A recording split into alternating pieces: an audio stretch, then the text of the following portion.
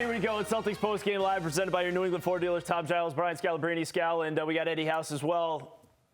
It was right there. It was a split second. Al Horford. It was clearly after the buzzer. What happened in this game? It felt like the Celtics in the third were done, and they came out, didn't miss a shot in the fourth. Like you're the analyst. I don't know what I'm doing up here. You tell me what happened. I'm feeling you, man.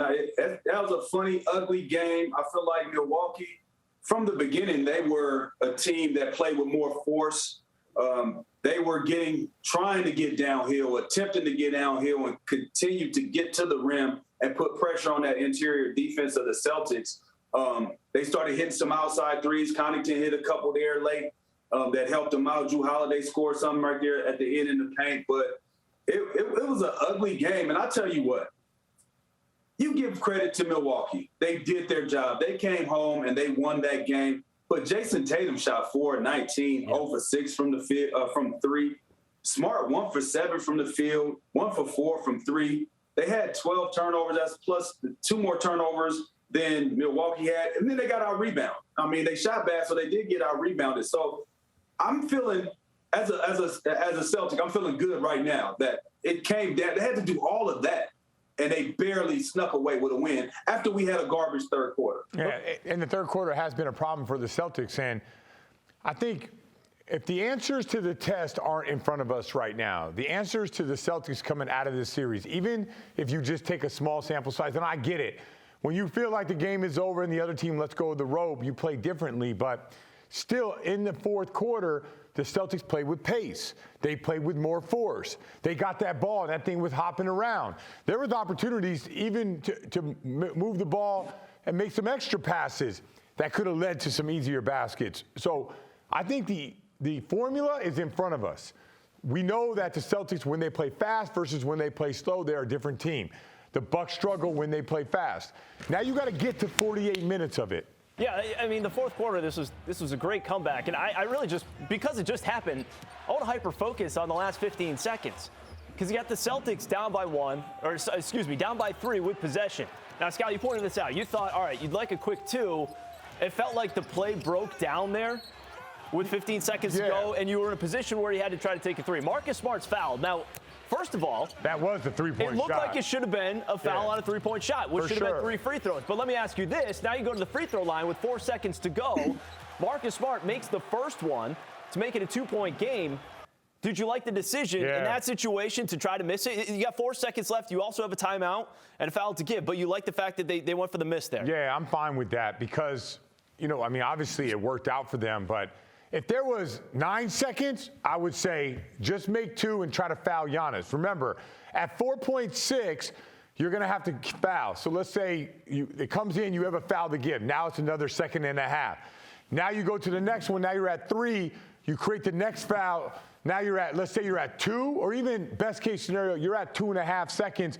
Hopefully they miss. You could still be down by 3, and now you have to advance the ball and get to 3 with 1.6. So I liked the decision at that point to miss it. I thought they could have went quicker. I think they did try to go quicker with, at the end to go for that quick 2, but Milwaukee closed up the gaps and they had to play out of it. So, I mean, what really the controversy of this is Marcus Smart was in his upper shooting motion. That should have been 3 free throws. And they can't review that. I don't know. Don't ask me about reviews, Giles. Well, look, man. People are wondering out there, like, well, what's the deal there? But Eddie, your thoughts on the decision there with 4 seconds to go? I agree with Scal. You wouldn't have enough time. You have to have foul to give and another foul. So you battle on the clock there. You don't have enough time with 4 seconds. So you have to go for that. And at the end, you say, if it works, it works. We go to overtime. If it doesn't, hey, we gotta go to game 4. We know we did this to ourselves. We didn't play the way we supposed to do for 48 minutes. We had a gap, a lull in our execution, offensively and defensively in the third quarter, and you could live with that afterwards. And they executed it though. They executed it. It just didn't go their way. Ran out of time. But the one thing is, as far as reviewing, they review everything else. I mean, they review everything else. Why wouldn't that be something that you review? Because it does dictate the outcome of a game. To me, that's something that has to get reviewed by the referees. They review the silliest things in the early part of the game, but then here, I don't get it. We have the play, right? The way it works out is if you're in your upward motion, that's considered a shot. It's like, the whole swim through. If you're going up and they foul you, that's a shot. So to me, it should have been a shot. Like, watch this. It's not the greatest of angles, but I mean, that's not the greatest of angles. The reverse angle, sure. Yeah, if we had the other side, like I'm with Smart on this one. I'm with Ime. That should be on the shot. He caught it, and he was elevating. Yeah, especially with a short clock. What else was he supposed to do? Everything was helter-skelter. He's trying to get a shot off right there. I mean, he's coming. Here's a pass. Look, check it out. So I'm going straight up. That's a foul.